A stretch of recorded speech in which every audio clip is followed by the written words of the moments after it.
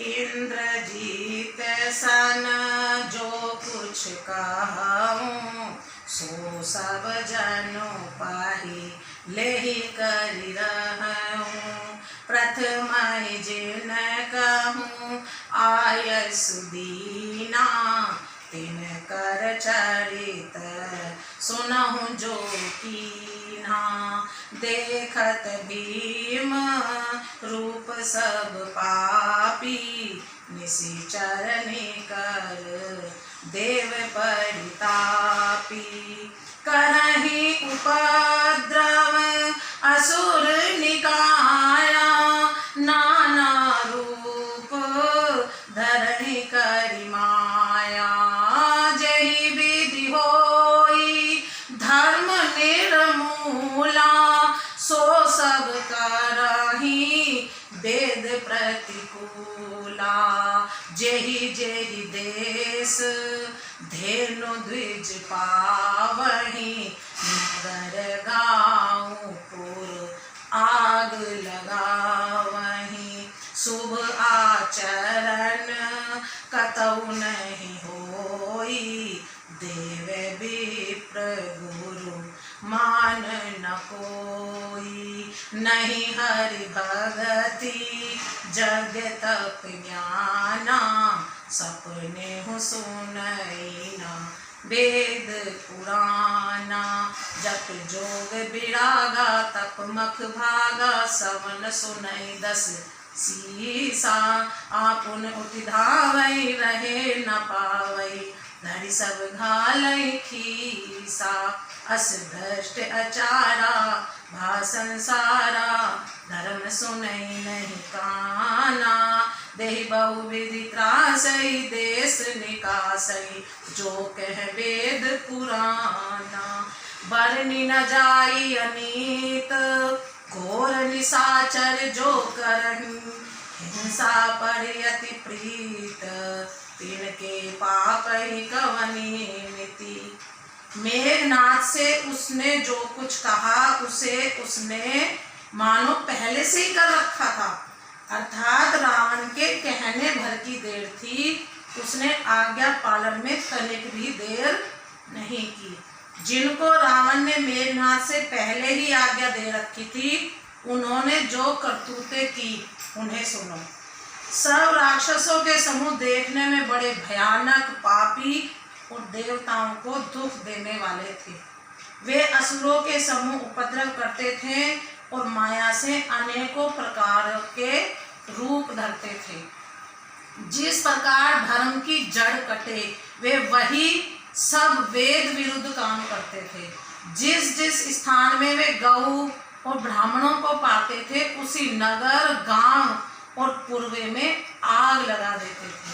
उनके डर से कहीं भी शुभ आचरण, ब्राह्मण भोजन, यज्ञ, श्राद्ध आदि नहीं होते थे। देवता, ब्राह्मण और गुरु को कोई नहीं मानता था। न हरि भक्ति थी, न यज्ञ, तप और ज्ञान था। वेद और पुराण तो स्वप्न में भी सुनने को नहीं मिलते थे। जप, जोग, वैराग्य, तप तथा यज्ञ में देवताओं के भाग पाने की बात रावण कहीं कानों से सुन पाता तो उसी समय स्वयं उठ दौड़ता। कुछ भी रहने नहीं पाता, वह सबको पकड़कर विध्वंस कर डालता था। संसार में ऐसा भ्रष्ट आचरण फैल गया कि धर्म तो कानों में भी सुनने में नहीं आता था। जो कोई वेद और पुराण कहता, उसको बहुत तरह से त्रास देता और देश से निकाल देता था। राक्षस लोग जो घोर अत्याचार करते थे, उसका वर्णन नहीं किया जा सकता। हिंसा पर ही जिनकी प्रीति है, उनके पापों का क्या ठिकाना। बाड़े खल बहु चोर जुआरा, जेलम पट पर धन पर दारा। माँ नहीं मातु पिता नहीं देवा, साधुन सन कर वही सेवा। जिनके यह आचरण भवानी, ते जानहु निसी चर सब प्राणी अतिशय देखी धर्म के ग्लानि परम सभीत धरा अकुलानि गिरि सरि सिंधु भार नहीं मोही जस मोहि गरुड़ एक पर द्रोही सकल धर्म देखहि विपरीता कहि न सकहि रावण भयभीता धेनु रूप धरि हृदय विचारी गई तहाँ जय सुर मुनि झारी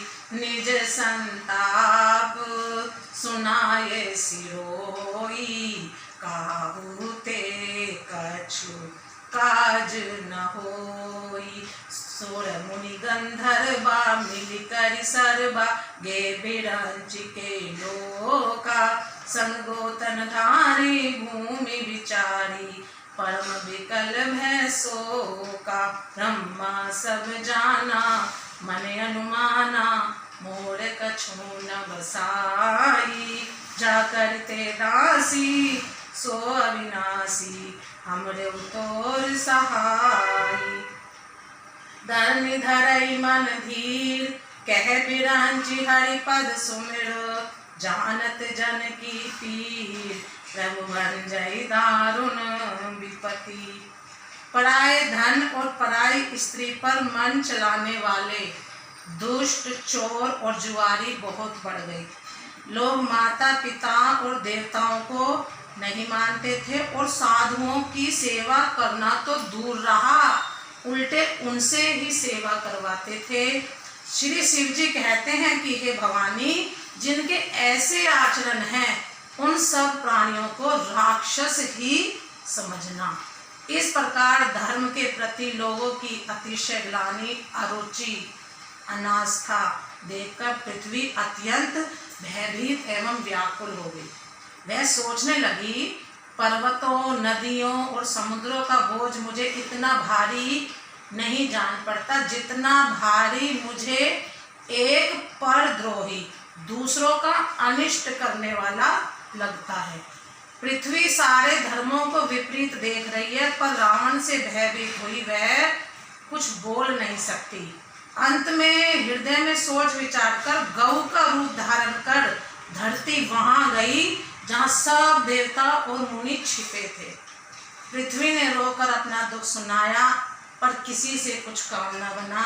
तब देवता, मुनि और गंधर्व सब मिलकर ब्रह्मा जी के लोग सत्यलोक को गए।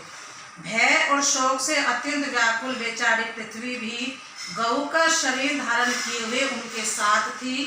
ब्रह्मा जी सब जान गए। उन्होंने मन में अनुमान किया कि इसमें मेरा कुछ भी वश नहीं चलने का। तब उन्होंने पृथ्वी से कहा कि जिसकी तू दासी है वही अविनाशी हमारा और तुम्हारा दोनों का सहायक है। ब्रह्मा जी ने कहा, हे धरती, मन में धीरज धारण करके श्री हरि के चरणों का स्मरण करो। प्रभु अपने दासों की पीड़ा को जानते हैं, ये तुम्हारी कठिन विपत्ति का नाश करेंगे। जय श्री राम।